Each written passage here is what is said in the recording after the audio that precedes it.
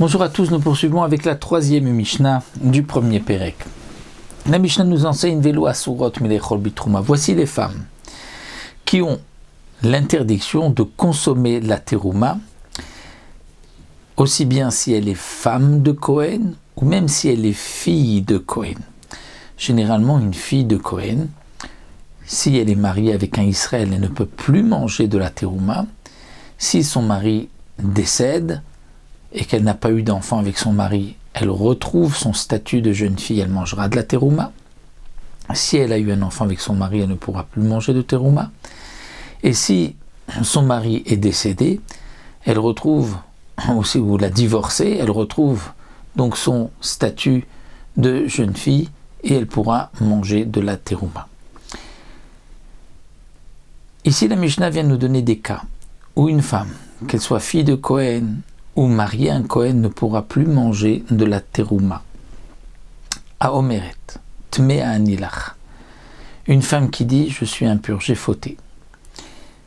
Le Barthénoura nous dit une femme sota, dont le mari, on va dire le mari était Cohen, il l'a soupçonné, il lui a fait un quinouille, elle s'est isolée, il lui a fait boire les eaux de la sota, et elle n'en est pas morte, elle pourra ensuite remanger de la terouma. Mais si elle dit Tmea Anilach, je suis impure, donc dans le cas où elle dit je suis impure, elle ne pourra plus manger de terouma à jamais. Ou bien chez Baou Edim, chez Itmead, des témoins sont venus dire qu'elle est impure. Ou bien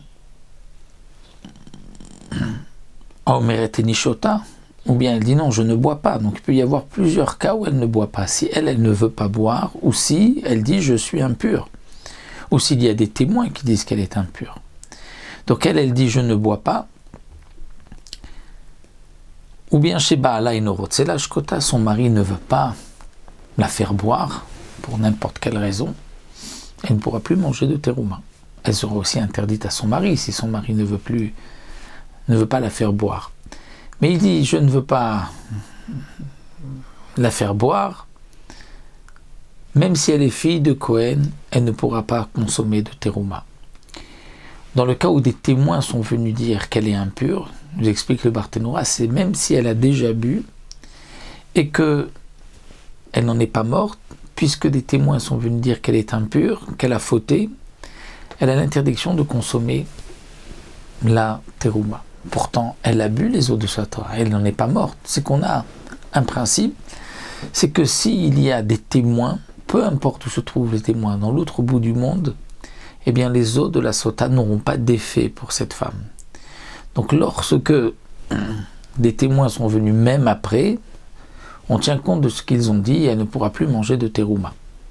Ou bien encore un autre cas chez Baala, Baale Abaderech, son mari a eu une relation avec elle en chemin pour l'amener au Beddin, pour que on lui fasse donc toute la procédure de la sota. Si le mari a eu une relation avec elle, elle ne peut plus manger de terouma puisque elle ne pourra pas boire l'eau de la sota.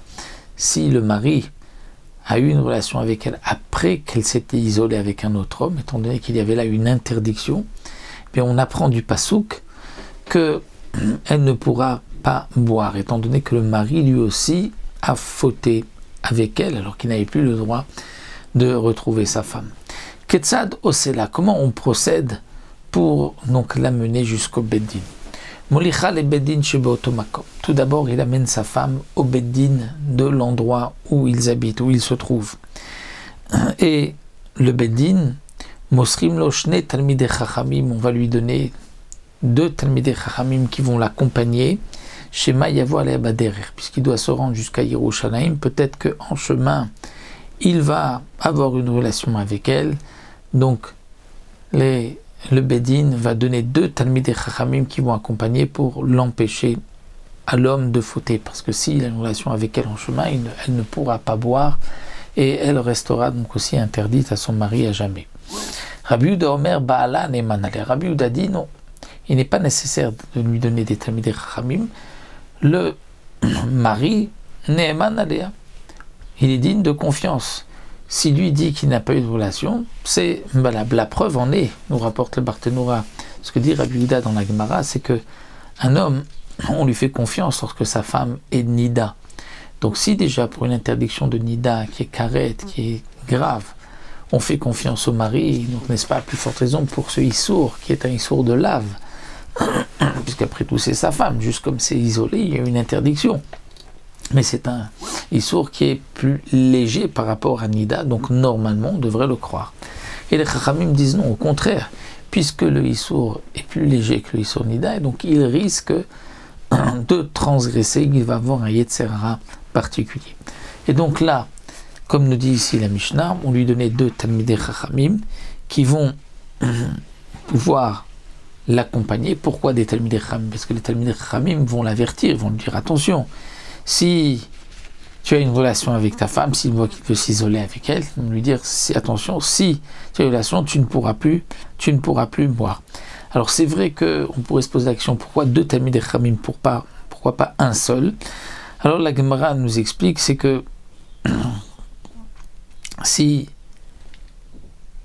il s'est isolé avec elle, au moins il y aura 2 témoins qu'il s'est isolé avec elle. Ou bien, pour une autre raison, étant donné qu'ils vont faire un long chemin, si il n'y a qu'un seul Talmid Chacham, il y aura parfois une question de yichud. S'il y en a un qui doit s'éloigner et qui a besoin de toilettes, par exemple, comme dit la Gemara, donc il va s'éloigner et le Talmid Chacham restera seul avec cette femme. Ou bien si c'est le Talmid Chacham qui doit s'isoler et elle restera seule avec son mari. Donc c'est pour cela qu'il faut qu'il y ait 2 Talmidei Chachamim.